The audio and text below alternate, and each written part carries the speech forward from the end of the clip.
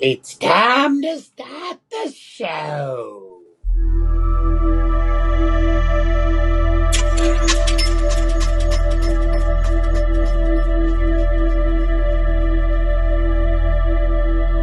I have built a radio telescope, which is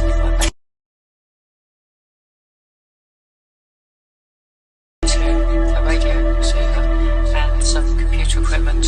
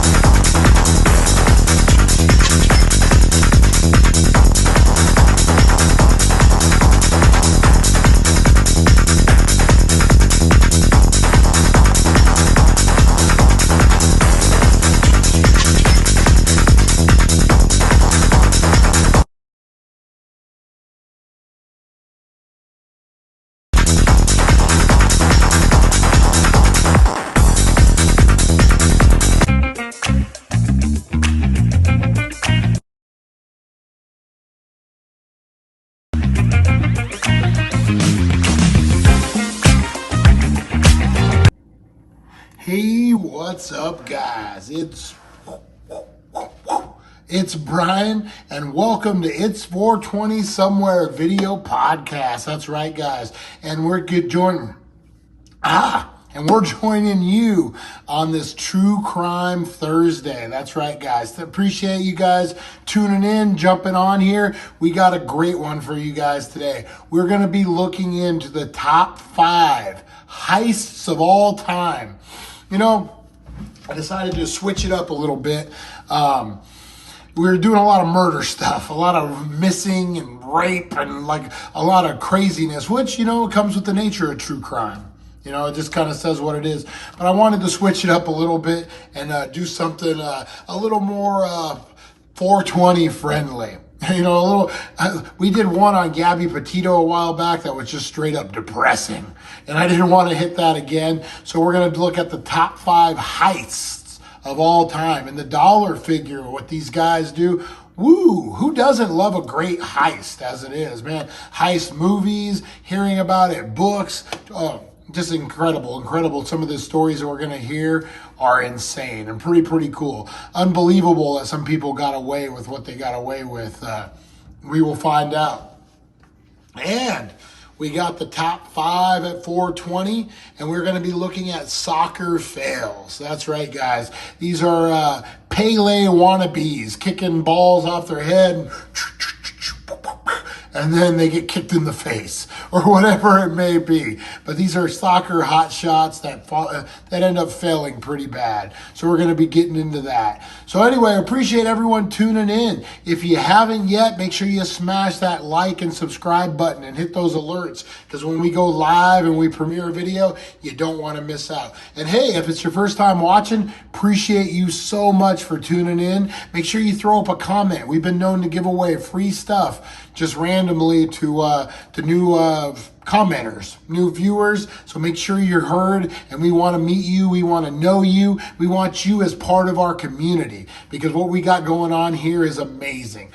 Big shout out to all the Baller Club members. Your boxes are coming in the next few days, so be on the lookout for that. I'll have an update on that really soon.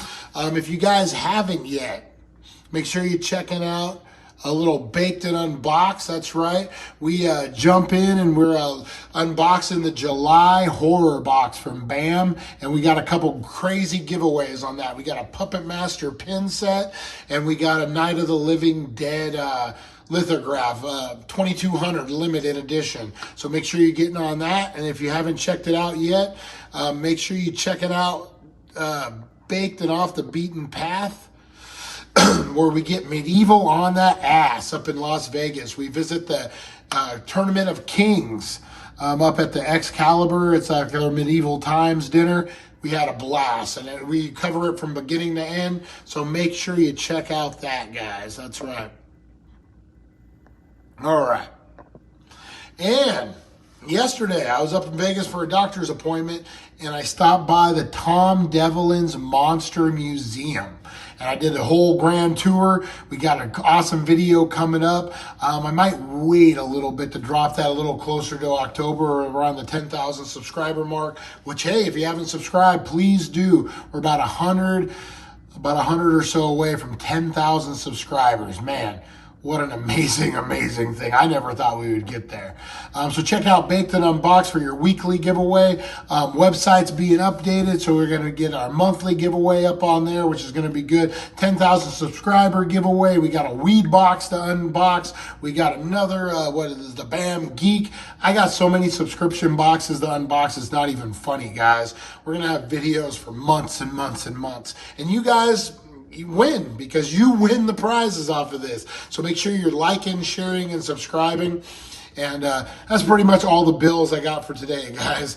Sorry to hit you with everything. We're going to hit the top 5 at 420 right now. And these are the top 5 epic soccer fails, guys. Everyone's going off about football season. We're going to check out some soccer action. The football, as they say. That's right, guys. We're going to check that out right now.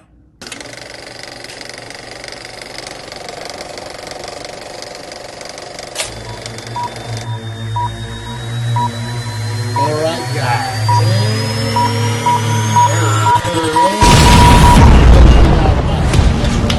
Top 5 20 brought to you by the Gaming Center, 1400 Highway, California. One-stop shop for all things saving, guys. That's right. Number 5, here we go. Look at this. Oh! This little Pele wannabe. Look at, that's the only soccer name I know. Beckman wannabe. That had to hurt, man. That was right on the tailbone, too. All right, what do we got? This guy. And hit his buddy up on the beach. And, oh! Speaking of Pele, he was trying to hit that Pele kick and fell hard. All right, number 3, guys. Oh! Right on his bum. See if they show, let's see how slow motion of that. Ooh. Oh, on the ball, too. Oh, my God. That's awesome. That's awesome. All right, number 2. Look at this guy. Nope. He couldn't have planned that better if he wanted to. All right, number 1, guys. Here we go. Oh, we're doing a setup trick. And nice. Not even close. Not even close. All right, that was your top 5 for 420. But like always, we got the bonus round, guys. What? All right. He just walked away. He's like, nope. Oh, this is a good one. Who has been victim to this in their life? That's what I want to know.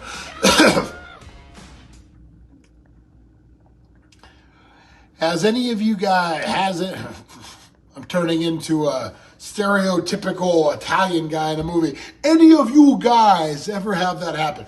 Any of you guys ever have that happen where someone sets it up and leans down and they push you and you fall over? Or have you been on the other end?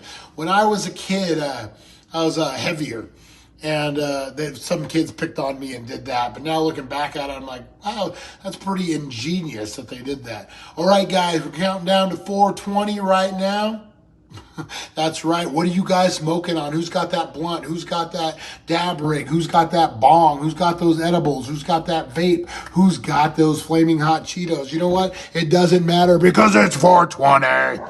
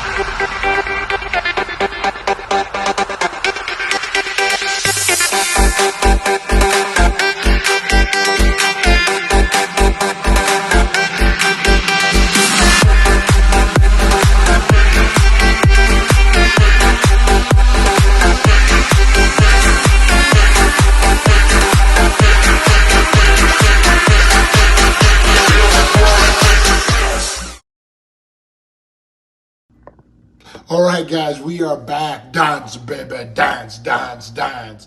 Dance, baby, dance, dance, dance. Woo! That's right. What's up, everybody? Oh, man, True Crime Thursday. We gotta get that bong sweat going. How is everybody's 420? Oh, mine was good. That dovetail. Woo! Man, it's got my... You know what? This is the second time I'm doing this intro or outro, whatever you want to call it.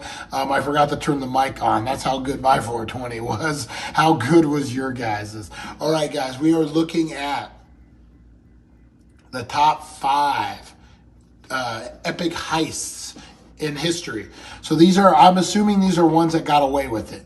These are ones that didn't get caught. I'm assuming. I watched a few of them, and man, we got some stories and some stuff I had never heard of. These guys who come up with these heist plans and stuff, man, mastermind isn't even the word. And hey, if you guys want to watch a really good documentary, check out Mastermind on Netflix. Oh, man, so good.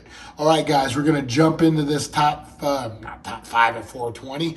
That's what that dovetail's doing to me. We're going to top 5 heists on this True Crime Thursday. That's right, guys. We even did... got some more production value, guys. Man, we're jumping up. We're becoming huge production here, guys. It's 420 Somewhere podcast. We're getting it done one way or another. And we're going to jump into this right now, guys. So here we go.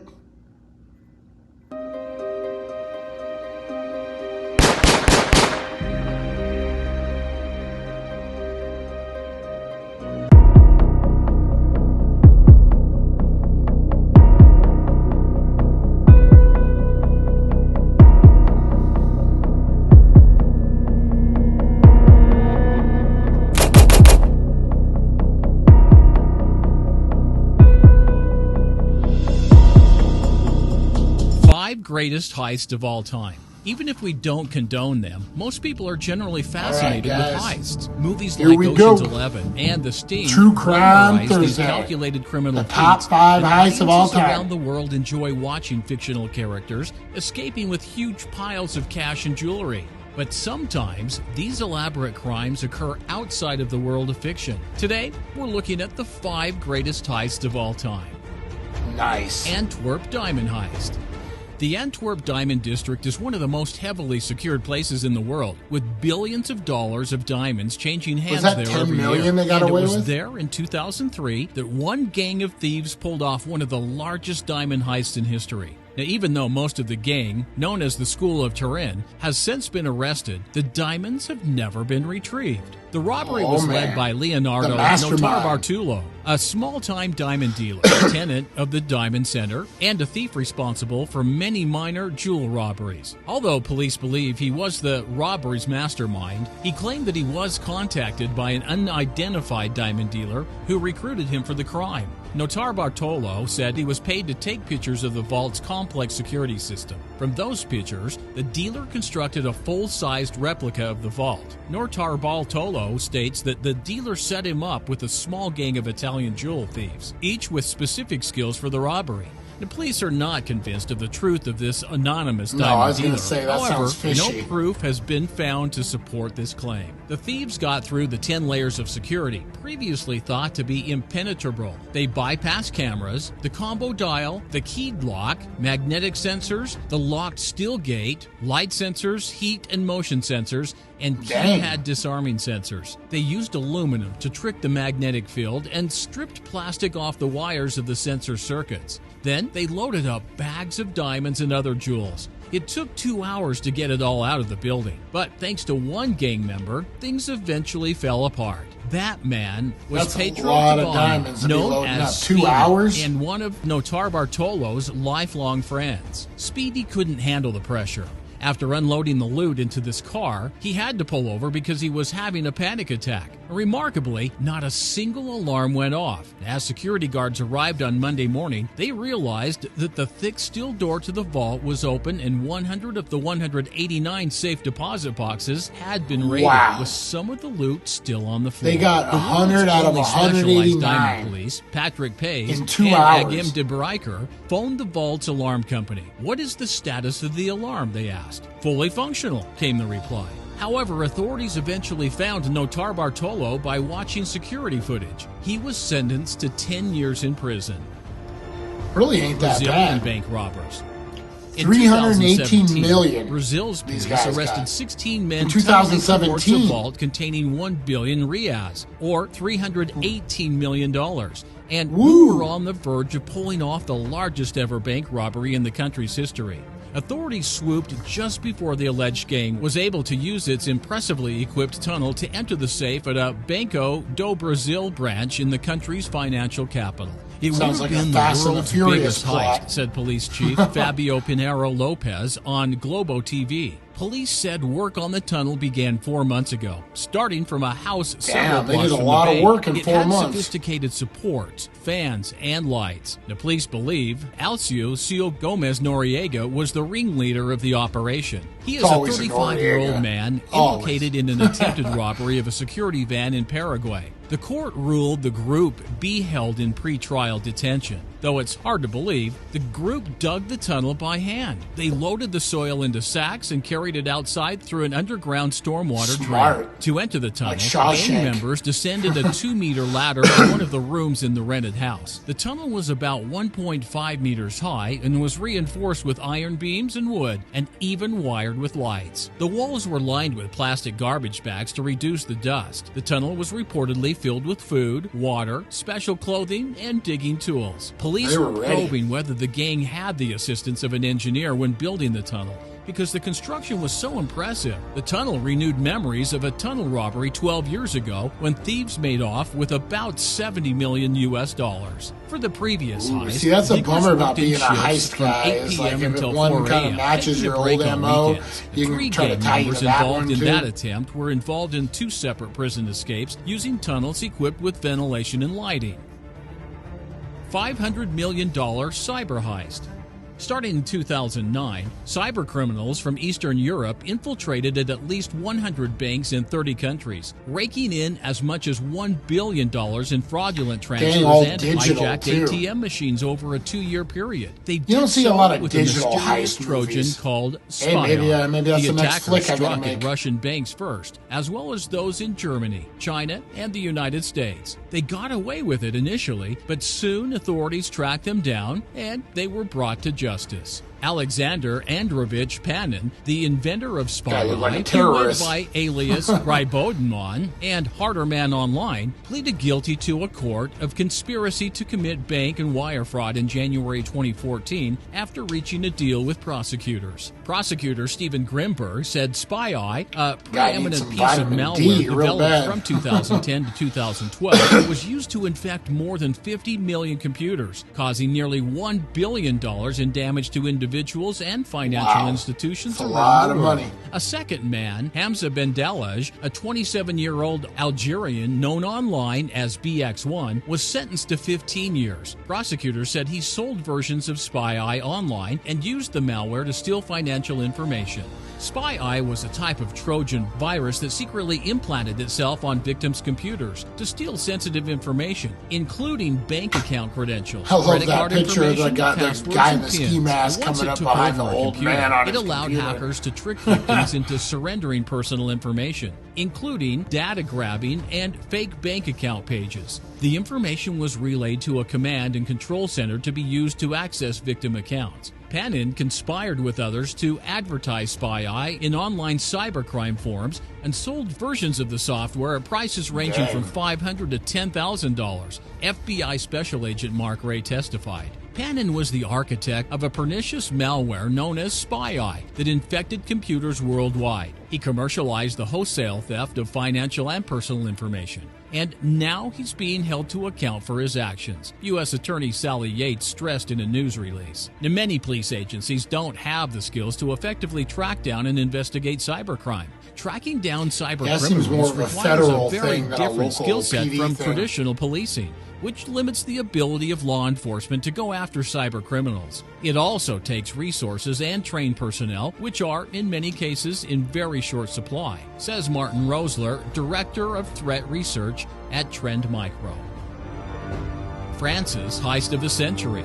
French 35 gangster million. Jacques Cassandre was in court in 2018 for a crime committed over 40 years ago. Police noticed the fact the Marseillais mafioso was the likely mastermind of the heist of the century after he was discovered to be the I thought that was the anonymous name of author a piece of book art, about not a the guy. crime. On July 16, 1976, a group of criminals robbed a branch of Societe Generale, France's third largest bank, in the southern city of Nice. Using the tunnels underneath the city, the gang was able to partially destroy the floor beneath the bank's basement vault and gain access to the banknotes, jewelry, gold bars, and safety deposit boxes located within. According to the Societe Generale's own account of the incident, the brazen criminals spent the weekend taking their time going through the vault's contents, even taking the time and luxury to picnic using the depositor's silverware. He used a pen they got name, all but that time to investigators go through quickly everything? That's concluded crazy. that the rider was Jacques Cassandre, a key mafia figure in Marseille, where he is now standing trial. He had assumed he was safe because the crime was too old to be prosecuted. But Cassandre is being charged with laundering the millions from the heist, a crime from which France has no statute of limitations. Police found the manuscript on Cassandre's computer, and his children later confessed that their father had often bragged about the robbery. He eventually admitted to orchestrating the intrinsically What a bunch of planned job snot-nosed that involved kids. at least 6 people and 30 tanks of acetylene to fuel the welding torches used to cut into safes and safety deposit boxes. An inquiry found he had also bought furs worth tens of thousands of euros and had once provided a financial guarantee with 7 bars of gold. He has always said it bet was a you those novel, kids and lived a I good don't life think and the court rat can on their convict someone dad. on the basis of a novel, Bastards. a lawyer from Cassandre Frederic Monneray said Monday. But Cassandre and his family members are facing a series of questions on his business dealings, with prosecutors also alleging Social Security fraud and a real estate scam in Corsica. It's not his first time in court, having been arrested in the early 1970s when police broke up the French Connection heroin trade centered in Marseille. $1 million pharmacy robbery. Back in 2016, the owner of Pharmacy? a super value pharmacy in Fort Worth, Texas, rang in the new year with a trashed business missing $1 million worth of pharmaceuticals. The general manager, Jane Lawbaum, said the pharmacy at 720 North Industrial Boulevard was broken into in the early hours of December 31st. The burglars took highly marketable drugs with a street value of up to $1 million, she said. Surveillance footage shows men clad in black crawling and trying to break into a safe. Spilled pill bottles and cough syrup can be seen in the footage, and what appears to be a safe with the side cut out. An employee named Richard Irby said the robber tied him and 3 employees up with zip ties. He said he didn't want to hurt anybody, and we sort of took him at his word, but he's still waving a gun. The scary part, I never looked down the barrel of a gun before. The robber filled a bag with narcotics and left through the back door. Irby knows through other pharmacists the robberies are escalating. Yellow hydrocodone, Soma, and Xanax are the big three that most of them are after, Irby said. Irby wonders how long it will be before one of those crooks decides the drugs are worth pulling the trigger. The video ended up becoming extremely popular with over 4 million views and counting. Dang.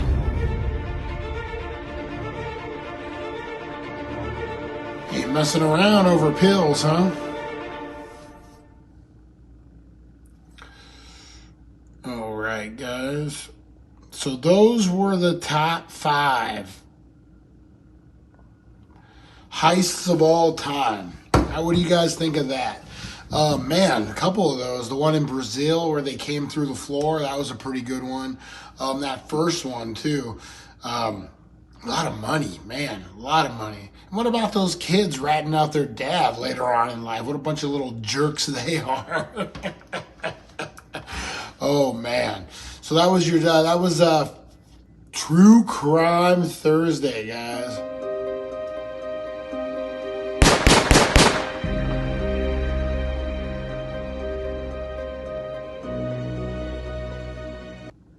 That's right. With production value that good, I could not do it twice, guys.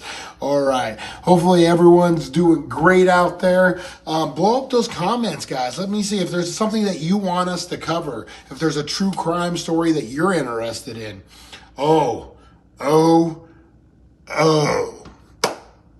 Tuesday for Paranormal Tuesday, we're going to be covering a conspiracy theory that I just discovered, and my mind is blown.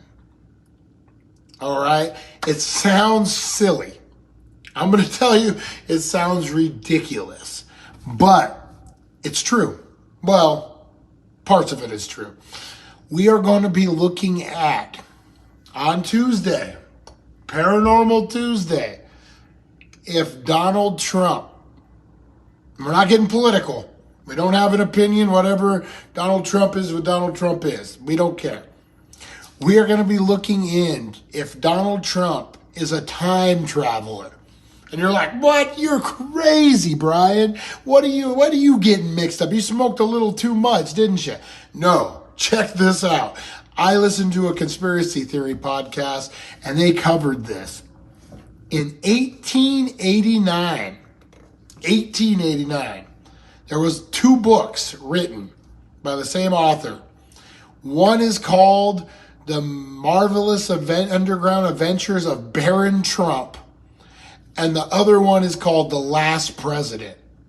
And what these are books describing a man or a boy named Baron who goes on an adventure, and he runs into someone from the future named Don, who is time traveling to the future to save us from a nuclear war. And his advisor is named Pence.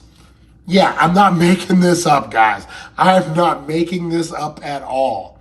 And he loses the election, and something happens. It will blow your mind. I thought this can't be real. This is something that they're doing, they're making it like it was 1889. No, this is legit. Someone wrote a book in 1889, 2 books, describing Donald Trump, even says his name, Donald Trump, Baron Trump.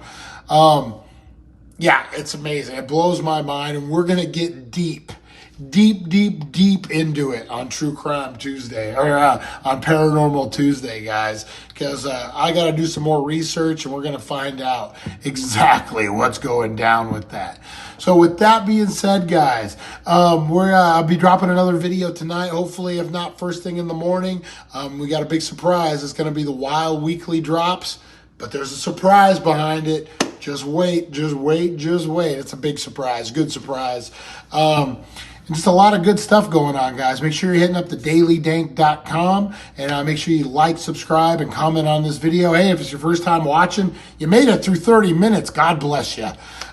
Make sure you're throwing up that comment, and we could just give you a random prize for being a first-time commenter. Make sure you're throwing up hashtag Daily Dank. That's right. Every time you do, it's going to get you entered to win the Baked and Unboxed giveaway that we're doing. If you guys haven't seen that yet, check out Baked and Unboxed. It's here on the YouTube channel and on the dailydank.com. This is the July horror box, and we got Night of the Living Dead 2 lithograph and Michael and a Puppet Master pin set on that. So with that being said, guys, make sure you jump on that. We're going to have another Baked and Off the Beaten Path coming really soon. It's either going to be Tom Devlin's Monster Museum, or we might hold that for a week. And I went to a prop house up in Vegas too. Oh, I got all sorts of crazy cool stuff. So it's going to be either one of those, guys. And then we got another Baked and Unboxed dropping hitting you this weekend with a lot more giveaways. So make sure you tuning into the channel. Hit that alert button, because we're giving the house away, guys. That's right. And things are going to get crazy towards the end of September, early October. We got announcements coming next week. Oh, you guys are going to be thrilled. Ooh, it's going to be a good one. All right, guys, thank you so much for tuning in to It's 420 Somewhere podcast. My name is Brian. I really appreciate you guys tuning in. We do this almost every day, guys, Monday through Friday. Sometimes we skip a day here or there if things happen, but things are going pretty good, and I don't think anything's going to happen.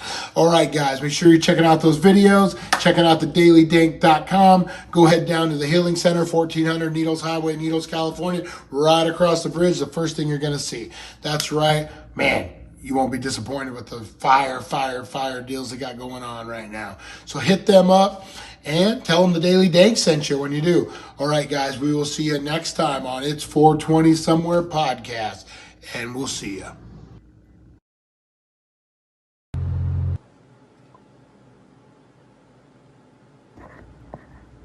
It's time to end the show. It's time.